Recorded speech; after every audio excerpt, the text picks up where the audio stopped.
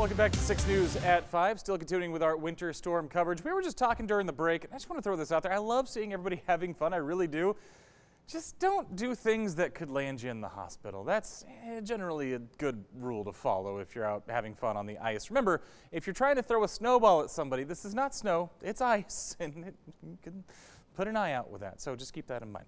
In terms of what's going on, again, the roadways, I've been watching this tower cam all day. I have seen maybe 4 or 5 cars go across this bridge today. So everybody's heeding that advice. Stay home. Again, that's the best bet. Because again, you look out, you see this winter wonderland, you think, oh, it looks like snow. It's not snow, it's solid ice.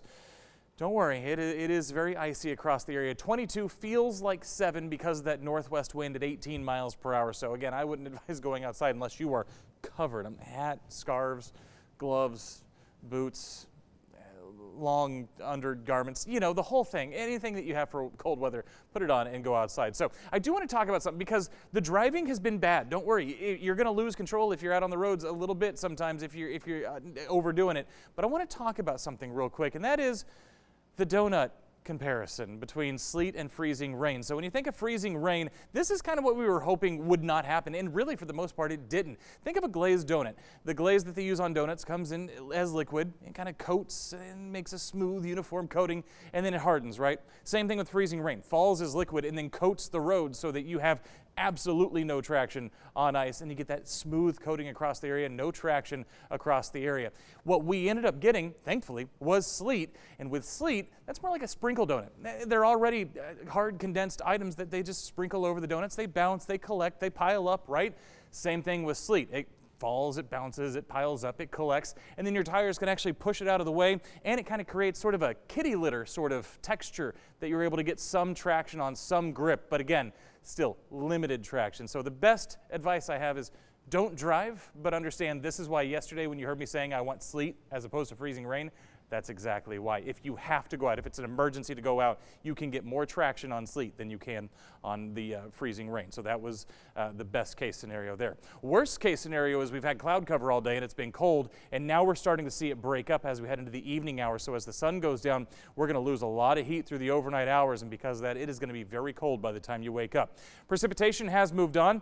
I see showers, even severe thunderstorms there for South Georgia. Freezing precipitation now from South Carolina all the way up into New England. Snow there for New York, parts of Pennsylvania. So again, this system that came through Texas has now made it to the East Coast, and it is still very powerful as it continues to drop precipitation of all types across the eastern seaboard. Again, we're basically done with the precipitation. We're going to lose the cloud cover through the overnight. That's going to allow us to drop into the teens. Those wind chill values, though, are going to be even colder than that by the time you wake up. It is going to be frigid tomorrow morning. So our weather impact alert does continue through Tuesday morning because of those temperatures. Again, bone-chilling cold ahead, and again, those continued road issues. Like I said, sleet's better than freezing rain. It's all still bad, though, in terms of getting traction with your tires.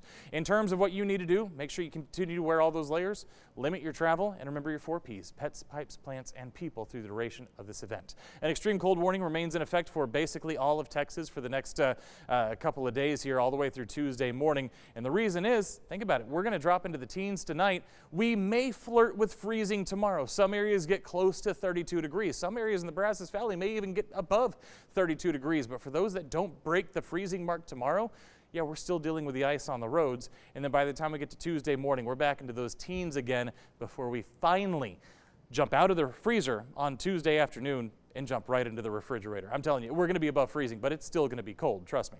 In terms of wind chill values for tomorrow morning, I showed you the temperatures, but here's what it's actually going to feel like against your skin. We're talking single digits, close to 0. And then for Tuesday morning, we're talking lower teens, single digits again. So still very, very cold by the time we get to Tuesday morning. So that's why our weather impact alert does go through Tuesday.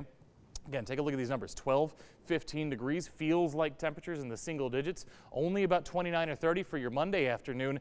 And then again, it's going to be about noon on Tuesday. That's when we should see temperatures jump back above freezing. And as that happens, now we'll really get some significant melting on area roadways. And with that, by the time we get to noon Tuesday, everything should be cleared out. Our travel conditions should get back close to 100% by the time we get to Tuesday afternoon. 40 there, back below freezing both Wednesday and Thursday mornings. But take a look at your temperatures. Like I said, out of the freezer, into the refrigerator. there. Still going to be chilly, 45 and 48 there.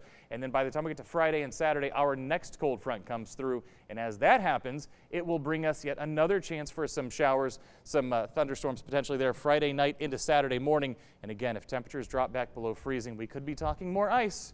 But we'll keep an eye on that. Let's just get through the next couple of days first. And remember, we will have more updates for you between the newscasts, so make sure you have our 6 Plus app, because that's where those updates will live.